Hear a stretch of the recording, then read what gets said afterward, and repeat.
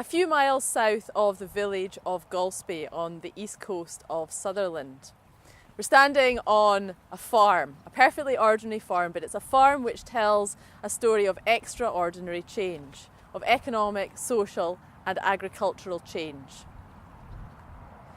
In 1810, the Sutherland estate took a census of this place.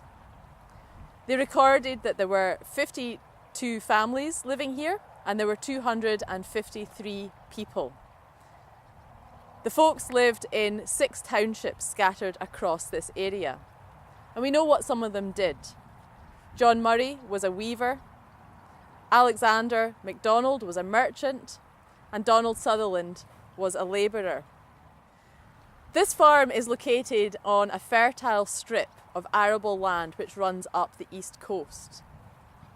When the Sutherland estate was trying to think of how to get the most money out of the land that they owned, they decided that this land and some of the land that stretched inland along the straths would be ideal for developing commercial arable agriculture.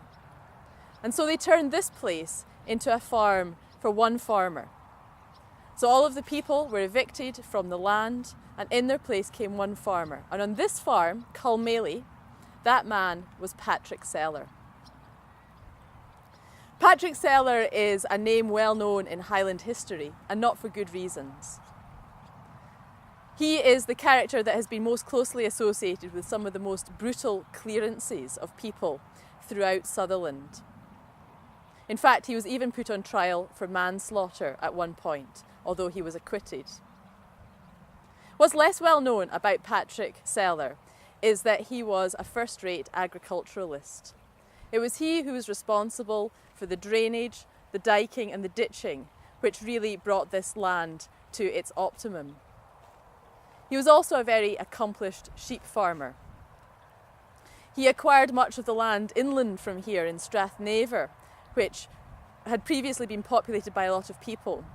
He was in charge of evicting them and he took over the property and he ran sheep on it. And he used this farm in the winter time to provide the feed for his sheep. The people at the time, though, were not at all keen on Patrick Sellar because of the things which he did. And there is a Gaelic poem which expresses the feelings of the people about him. Sellar is in Culmaily, left there like a wolf, catching and oppressing everything that comes within his range. When death comes upon you, Sellar, you will not be placed in the ground, but your dung-like carcass will be spread like manure on a field surface.